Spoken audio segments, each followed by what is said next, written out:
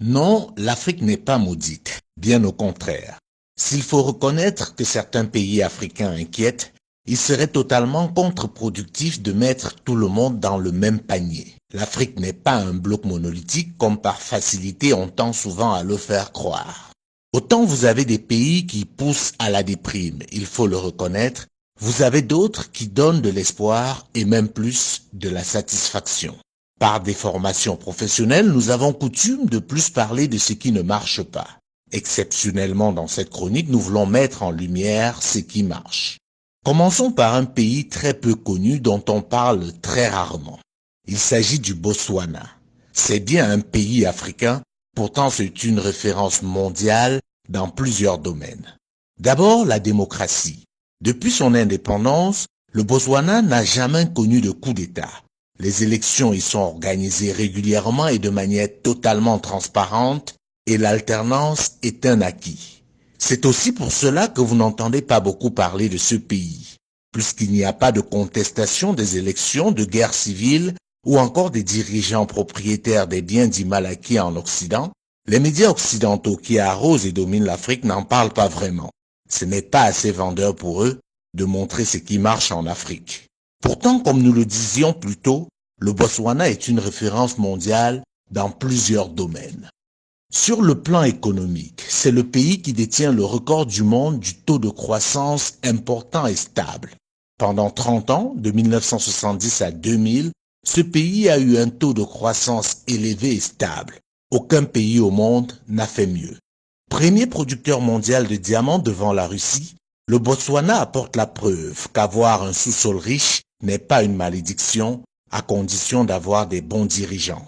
Pendant que le diamant a été source de malheur dans des pays comme la République centrafricaine, le Libéria, la Sierra Leone ou encore la République démocratique du Congo, il est la principale source de la prospérité au Botswana.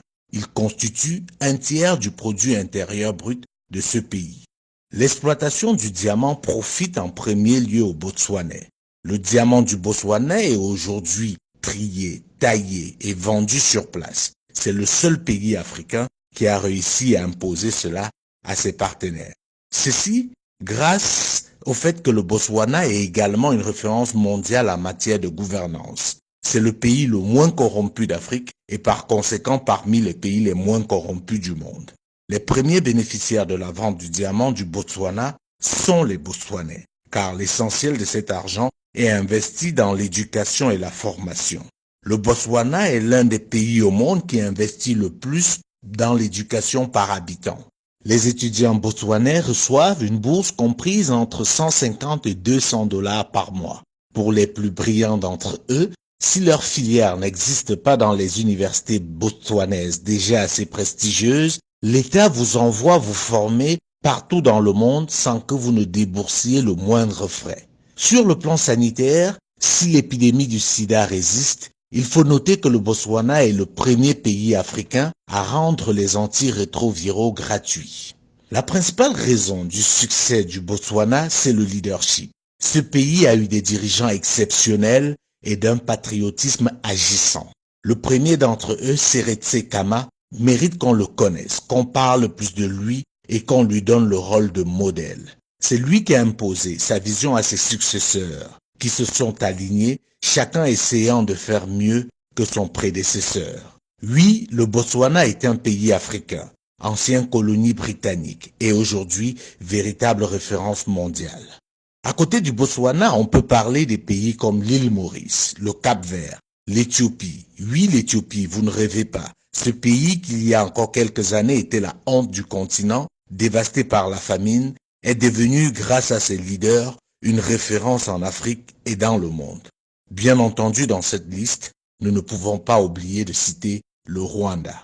Ces pays ont en commun le fait d'avoir eu à leur tête, à un moment donné de leur histoire, des dirigeants éclairés et soucieux de l'intérêt général. Ils ont aussi en commun le fait d'avoir su briser le lien colonial. Non, l'Afrique n'est pas maudite. Certains pays sont juste mal gérés du fait des dirigeants incompétents, complexés et corrompus. Malheureusement, ils sont encore très nombreux et par conséquent ternissent l'image de tout un continent, poussant certains Africains à la fatalité. Non, l'Afrique n'est pas maudite. Pour vous en convaincre, je vous invite à découvrir le Botswana.